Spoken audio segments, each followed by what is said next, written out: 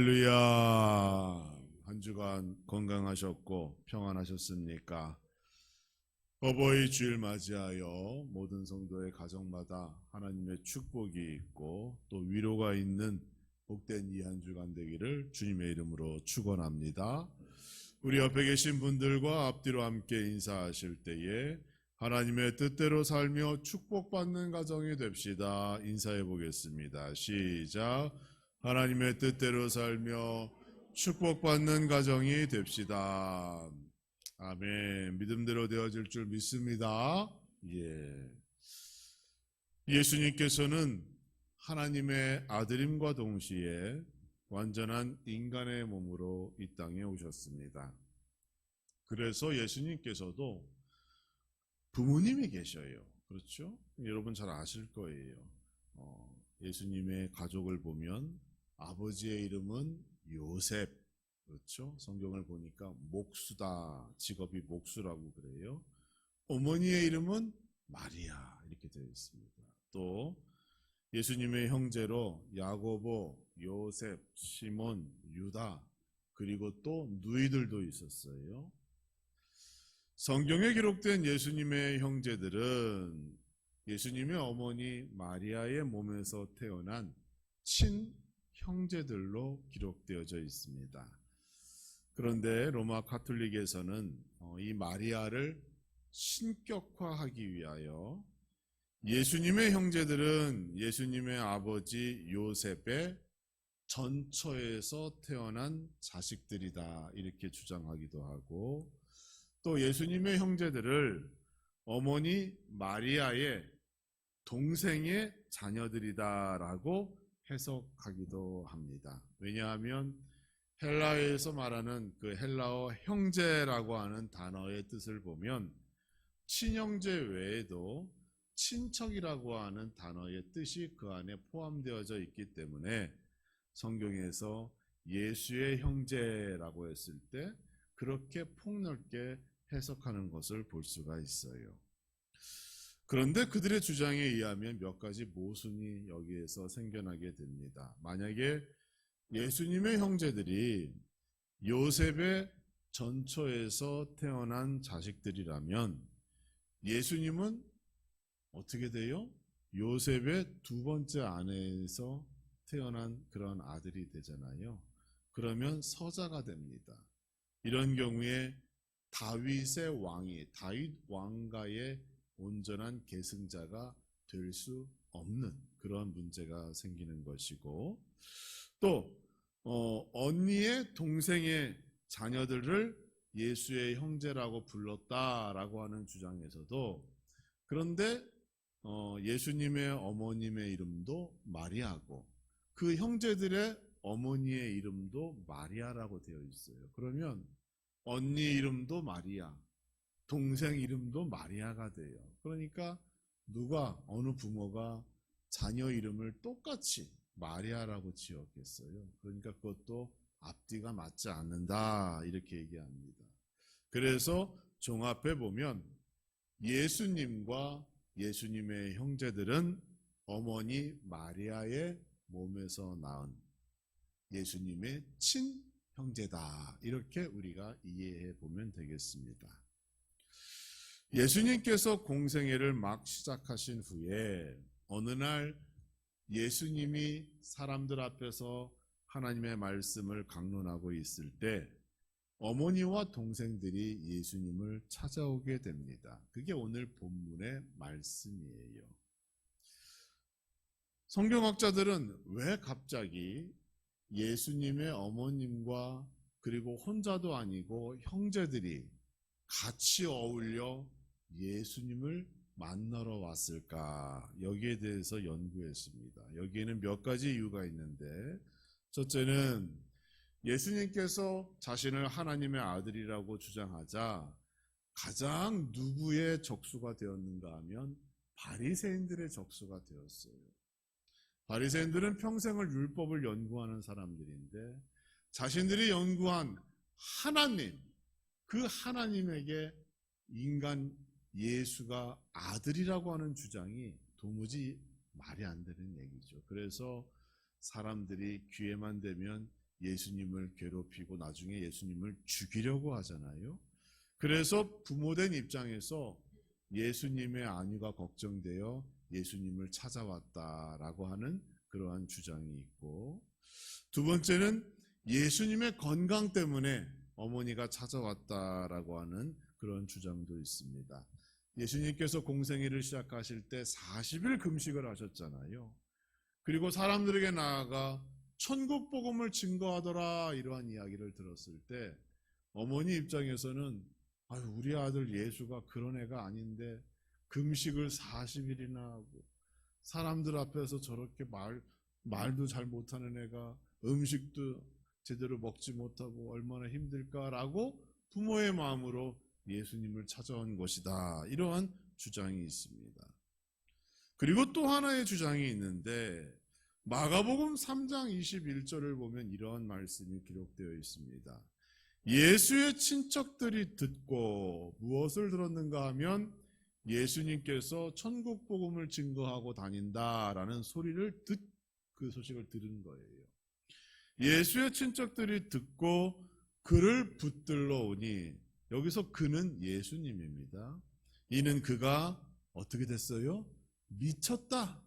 미쳤다는 소문을 들었기 때문이에요. 그러니까 불과 며칠 전만 해도 나사렛에서 태어난 예수가 우리의 족하고 마리아의 아들이고 형제였고 친척이었는데 갑자기 자기가 하나님의 아들이라고 그러고 천국 복음을 증거하고 다니고 그러니까 사람들이 뭐라고 생각했어요?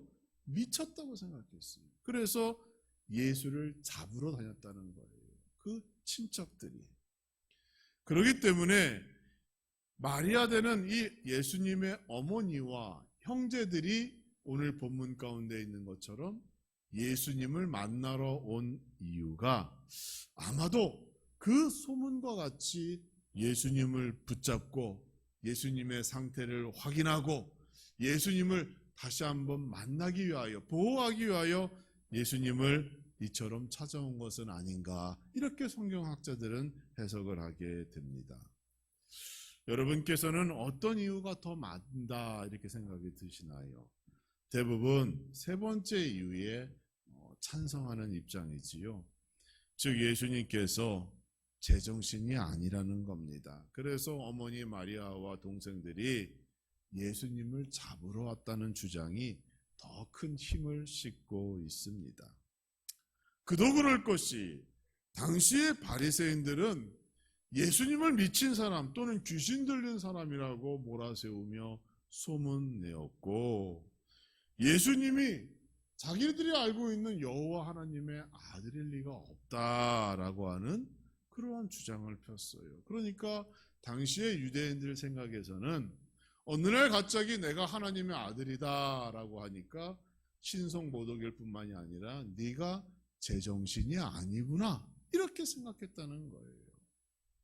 어쨌거나 예수님의 어머니와 형제들이 예수님을 만나러 왔습니다. 그런데 오늘 본문을 보면 예수님의 반응이 아주 의외예요. 예수님께서는 어머니와 동생들이 찾으러 왔습니다 라고 사람들이 말할 때 오늘 48절 말씀을 보니 누가 내 어머니이며 내 동생들이냐라고 오히려 반문하는 것을 볼 수가 있습니다. 예수님의 이 대답을 가지고 한때 교회가 많은 오해를 산 적도 있습니다. 교회에 나가면 부모에게 제사도 안 지내고 부모 형제도 못 알아본다라고 하는 오해 때문에 교회가 예전에 복음 전도할 때 많은 어려움이 있었기도 했습니다. 오늘 본문 가운데서 예수님께서 지금 말씀하시고자 하는 것은 새로운 사람, 거듭난 사람에게는 새로운 가족이 필요하며 또 새로운 가족 관계가 이루어진다, 여기에 대하여 지금 말씀하고자 하는 거예요. 그러니까 그러한 오해에서 벗어나시기 바랍니다. 예수님의 말씀은 예수님께서 혈연 관계를 부정하는 것이 아니에요.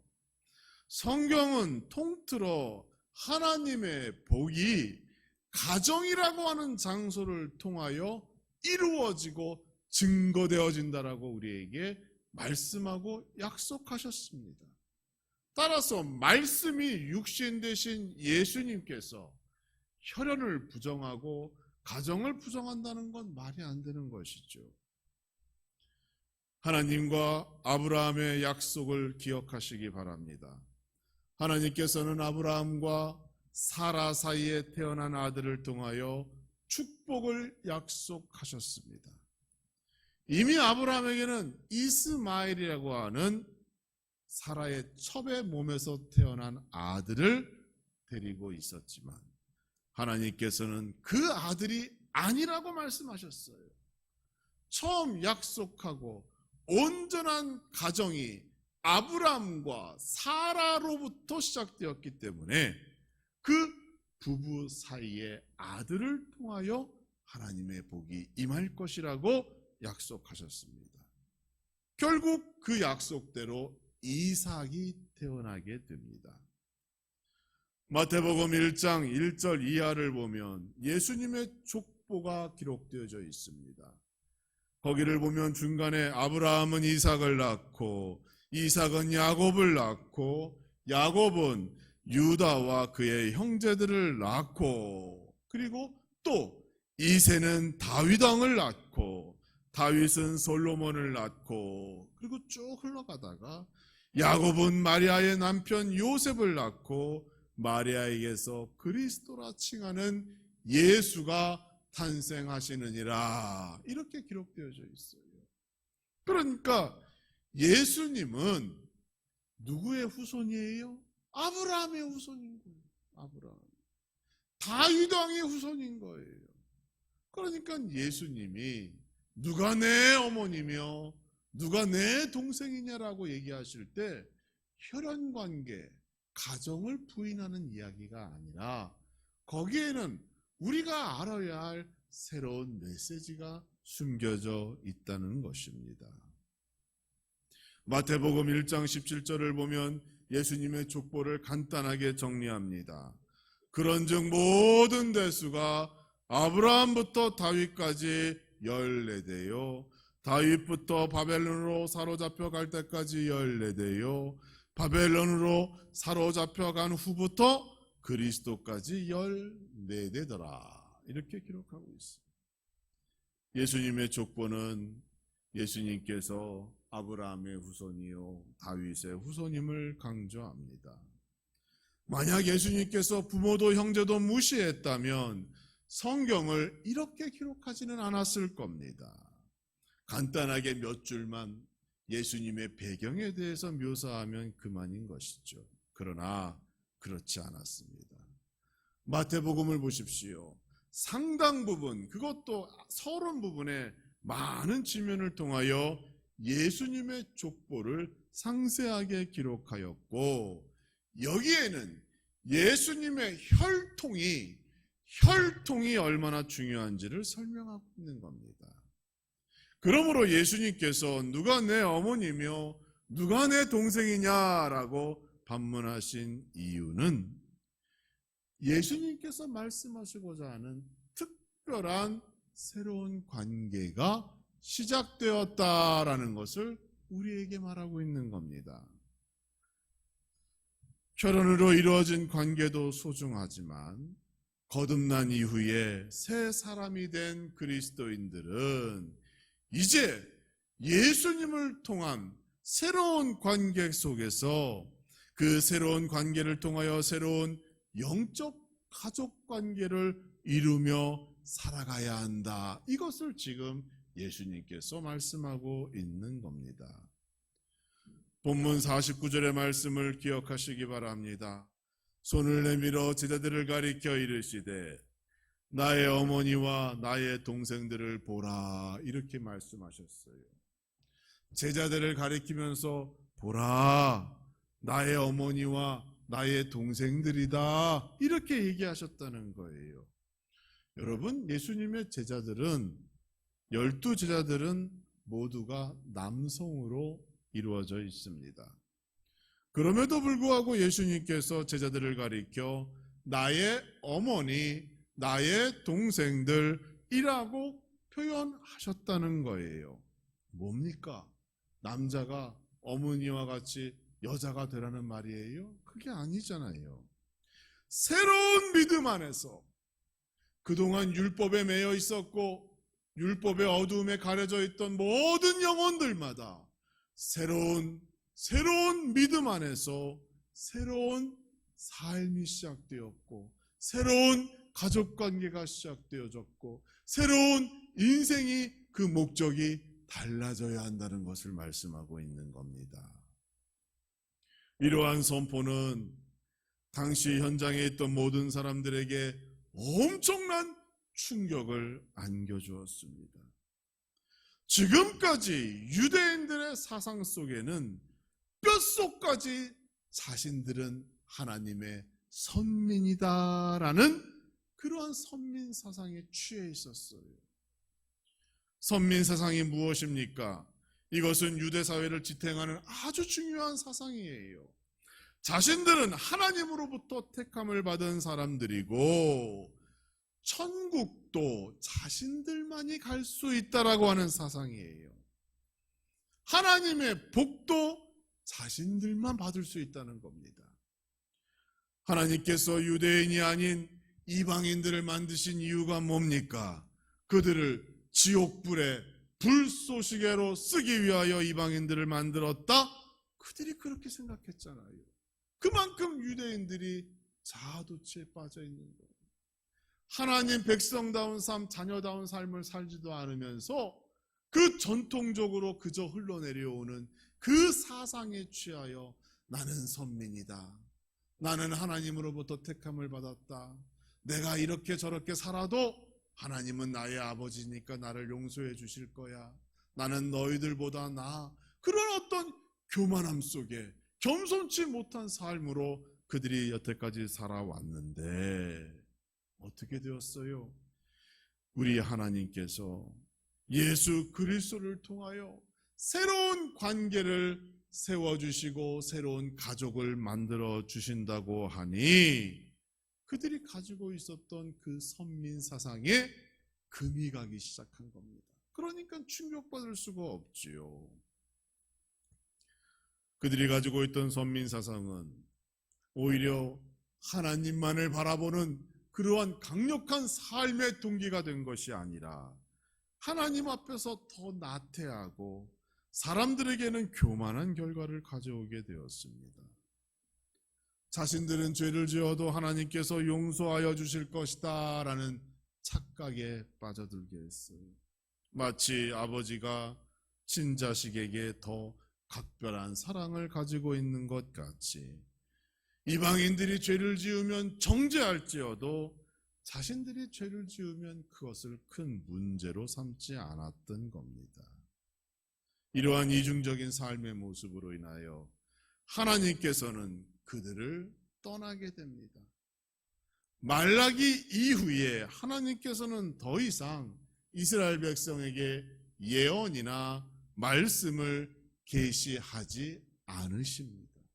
그리고 수백 년간 영적 암흑기를 이스라엘 백성들이 맞이하게 되는 거예요.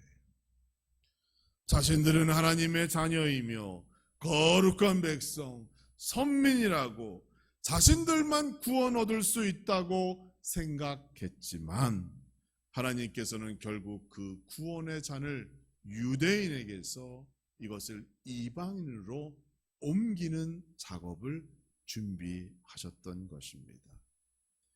이것을 로암미 선언이라고 부릅니다. 여러분 꼭 기억하세요. 로암미. 이 로암미가 무슨 뜻인가 하면 구약성경 호세아 선지자의 이야기를 우리가 엿들어야 합니다. 어느 날 하나님께서 호세아 선지자에게 나타나셨어요. 그리고 호세아 선지자에게 도무지 이해할 수 없는 명령을 내리십니다. 음란한 여자 고멜이라고 하는 여자를 아내로 맞이하여 자식을 낳아라 이렇게 명령하셨어요. 이것이 호세아 1장 1절과 2절에 나타난 말씀입니다. 그리고 얘기하셔요. 첫째를 낳으면 이름을 이스라엘이라고 지어라. 이 이름의 뜻은 이스라엘 족속의 나라가 패할 것이다 라는 뜻이에요. 둘째 딸을 낳으면 루루하마라고 지어라. 이 이름의 뜻은 내가 다시는 이스라엘을 국률이 여기지 않겠다라는 뜻이에요. 셋째를 낳으면 이름을 로암미라고 지어라. 이 이름의 뜻은 너희는 내 백성이 아니요 나도 너희 하나님이 아니다라는 뜻입니다. 이스라엘 백성들이 얼마나 하나님 앞에 범죄하였는지 하나님께서 호세아 선지자를 통하여 하나님이 작정하신 것을 이와 같이 말씀해 주신 거예요. 내가 이제 너희를 버리노라. 너희는 나를 아버지로 부르지 마. 나도 너희를 자녀라고 생각하지 않겠다.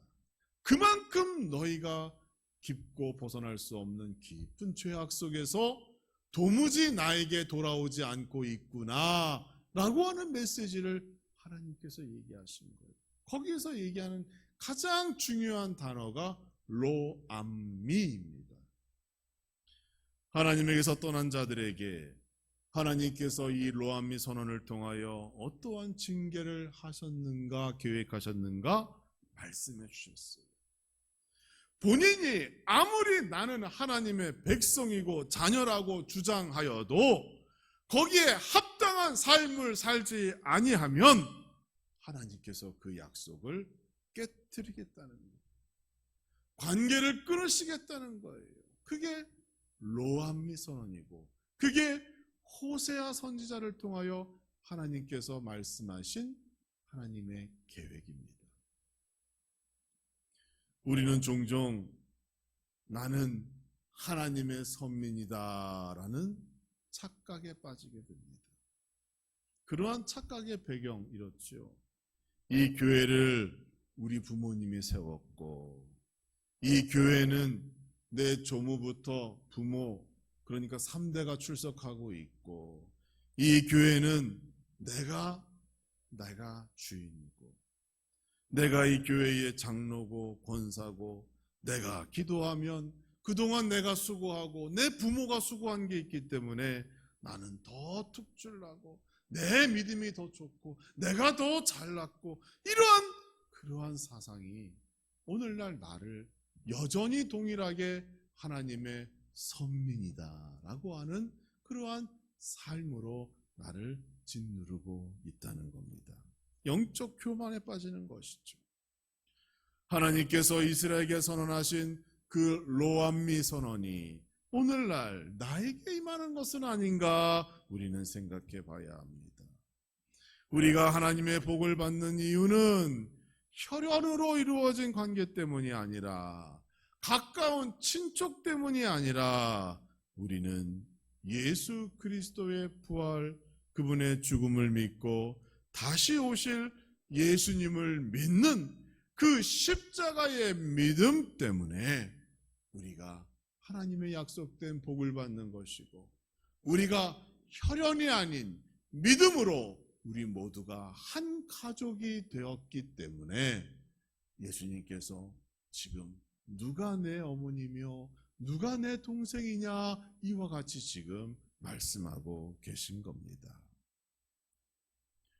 우리 암라중앙교회는 혈연이 강조된 그러한 교회, 그러한 관계가 되어서는 안 됩니다.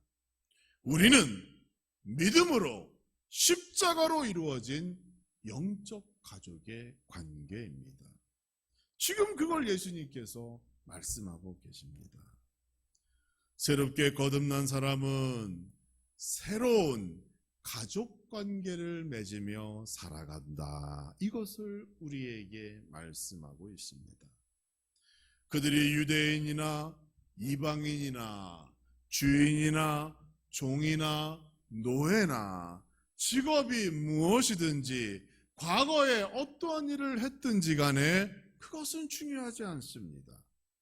하나님의 가족이 되기 위하여 우리에게 요구하는 것은 단 하나입니다. 바로 하나님의 뜻대로 예수 그리스도를 마음으로 영접하고 예수 그리스도를 나의 구원자로 믿으며 예수 그리스도의 참 제자의 삶을 살아가는 것, 그것 한 가지만을 우리에게 요구하고 계십니다.